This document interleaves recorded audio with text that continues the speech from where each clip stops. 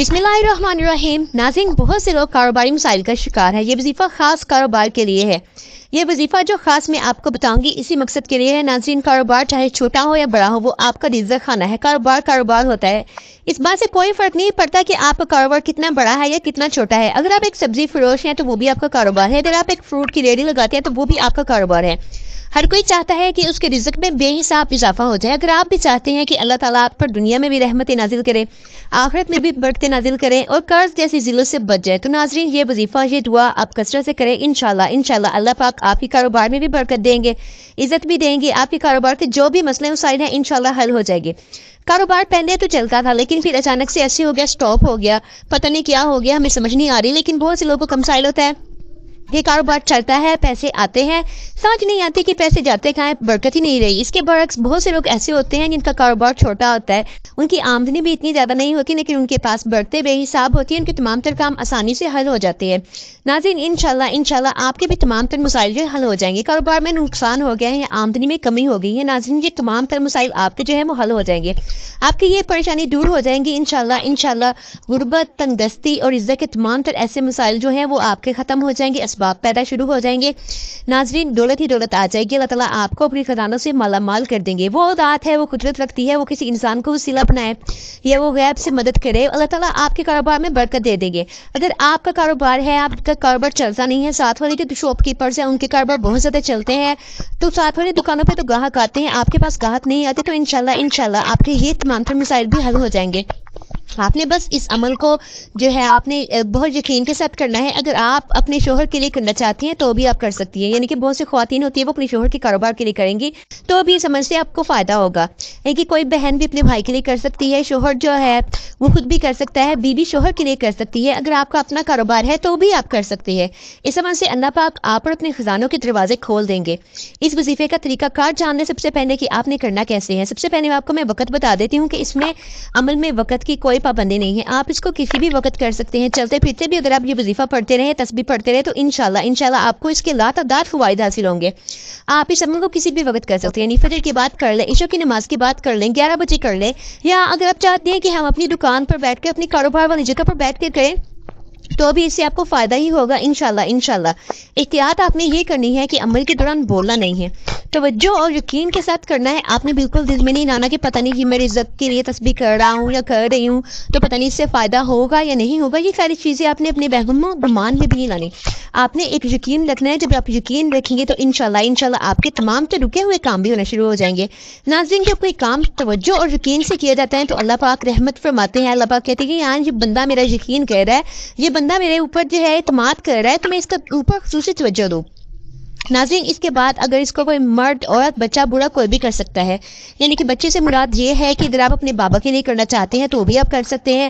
گھر میں ایسے ہوتا ہے کہ بابا کے پاس ٹائم نہیں ہوتا یا ماما کے پاس ٹائم نہیں ہوتا، کوئی بچہ ایسا ہوتا ہے کہ وہ کرنا چاہ رہا ہوتا ہے تو وہ بھی کر سکتا ہے۔ عورتیں خاص ایام میں بھی اس عمل کو کر سکتی ہیں۔ اس کے علاوہ آپ کسی بھی جگہ پر بیٹھ کے کر سکتے ہیں، اس عمل کی کوئی قید نہیں ہے، یعنی کہ اگر آپ نماز کا عبادت کرنا چاہتی ہیں آپ کر سکتے ہیں، یعنی اگر نماز کے بعد آپ کو ٹائم نہیں ملتا، ایسے ہوتا ہے کہ بعض اوقات کہ جو شاپ کیپر، جو کاروباری حضرات ہوتے ہیں، وہ نماز کے ٹائم پر مشکل نکالتے ہیں، اگر ان کے پاس اس ٹائم اگر وقت نہیں مل رہا یا اس کے وقت جو ہوتا ہے انہوں نے دکان پہ بیٹھنا ہے تو وہ بعد میں کر سکتے ہیں، کسی اور وقت کر سکتے ہیں۔ اس عمل میں بھی کوئی اس کی پابندی نہیں ہے۔ ناظرین، اس کے بعد آپ کو میں بتا دوں کہ آپ نے اس کو وظیفے کو پڑھنا کیسے ہے۔ سب سے پہلے آپ تعوذ پڑھیں گے، اعوذ باللہ من الشیطان الرجیم، کہ 3 دفعہ پڑھنی ہے۔ اس کے بعد آپ تسمیہ پڑھیں گے، بسم اللہ الرحمن الرحیم، یہ دونوں چیزیں 3 دفعہ پڑھنی ہے۔ اس کے بعد آپ نے درود ابراہیمی پڑھنا ہے، اللہم صلی علی محمد وعلی آل محمد کما صلیت علی ابراہیم وعلی آل ابراہیم انک حمید مجید، اللہم بارک علی محمد وعلی آل محمد کما بارکت علی ابراہیم وعلی آل ابراہیم انک حمید مجید۔ یہ درود پاک جو ہے آپ نے 11 دفعہ پڑھنا ہے، 3 دفعہ تعوذ تسمیہ، پھر آپ نے 11 دفعہ درود ابراہیمی پڑھنا ہے۔ اگر کسی میرے بہن، بھائی یا بچے کو یہ درود پاک نہیں آتا تو وہ صلی اللہ علیہ وآلہ وسلم پڑھ سکتا ہے، اس میں کی کوئی قید نہیں ہے۔ اس کے بعد ناظرین، تسبیح کا طریقہ کار، آپ نے جو کلمات پڑھنے ہیں وہ آپ کو بات جان لیں کہ آپ کے پاس تسبیح ہے تو تسبیح پہ کر لیجئے، کاؤنٹر ہے تو کاؤنٹر پہ کر لیجئے، ایک ہی تسبیح کرنی ہے بس، یا اللہ ہو یا رزاق ہو یا باسط ہو۔ اگر آپ انگلیوں پہ شمار کرنا چاہتے ہیں تو یہ تو بہت ہی اچھی بات ہے۔ پھر اس کے بعد ناظرین، یا اللہ ہو یا رزاق ہو یا باسط ہو کے بعد آپ نے ایک تسبیح کرنے کے بعد آپ نے اللہ اکبر 7 دفعہ کہنا ہے۔ ناظرین، یہ اسی تسبیح کا حصہ ہے، اسی عمل کا حصہ ہے۔ بے شک ذات اسی کی ہے، بے شک وہی نوازنے والی ذات ہے، تمام بڑی ذات میں سے ذات بڑی جو ہے وہ اللہ تعالیٰ کی ہے۔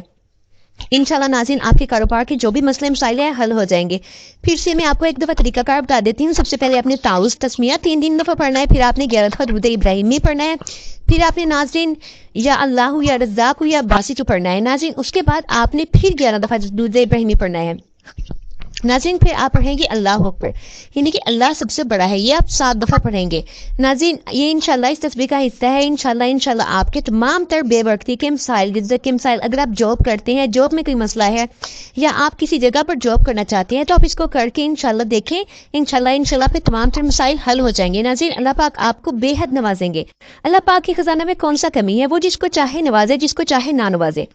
इंशाल्लाह आप जो है इस अमल को यकीन के साथ करें, आपके हालात बदल जाएंगे अल्लाह के हुक्म से नाज़रीन। फिर आपने क्या करना है, दुरूद पाक एक दफ़ा मेरे साथ भी पढ़ लीजिए। अल्लाहुम्मा सल्लि अला मुहम्मदिन व अला आलि मुहम्मदिन कमा सल्लैता अला इब्राहीम व अला आलि इब्राहीम इन्नका हमीदुम मजीद।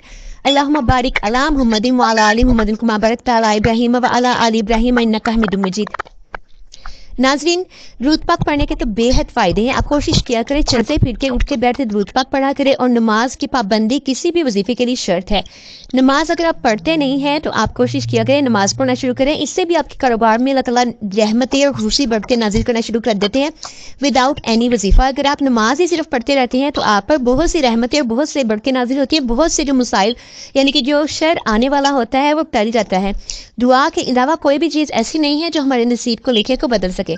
इसके अलावा नाज़रीन आपने दुआ करनी है, अल्लाह ताला से खुसूसी दुआ करनी है कि या अल्लाह हमारे ये मुस्लिम साइन है, या अल्लाह तू ही बदल देने पे कादिर है, हालात को बदल देने पे कादिर है। तेरे अलावा कोई ज़ात ऐसी नहीं है जो हमारे हालात को बदल सके। इंशाल्लाह नाज़रीन आपके हालात तब्दील होना शुरू हो जाएंगे। अल्लाह पाक आपको इतनी नफ़ा बख्श दौलत अता फरमाएंगे, हलाल ज़राए से अता फरमाएंगे कि आपकी सोच है। इसके बाद नाज़रीन इसकी इजाज़त आम है, इसके लिए इजाज़त लेने की कोई भी ज़रूरत नहीं है। उसके बाद नाज़रीन मैं आपको बता दूं, आपसे एक रिक्वेस्ट कर दूं कि आप वीडियो को लाइक कीजिए, चैनल को सब्सक्राइब कीजिए। इससे आपको ये फ़ायदा होगा कि जब आप फैमिली का हिस्सा होंगे आपको अच्छे अच्छे वज़ाइफ मिलेंगे और आपको सवाब भी मिलता रहेगा। जब आप अल्लाह का नाम लेते हैं इससे आपको सवाब मिलता है। अगर आपकी वजह से कोई अल्लाह का नाम लेता है तो भी इससे आपको सवाब मिलता है। अपने लिए भी आसानियाँ पैदा किया करें और कोशिश किया करें कि हम लोग दूसरों के लिए भी आसानी पैदा करें। इसी के साथ मैं इजाज़त चाहूँगी। अस्सलाम वालेकुम।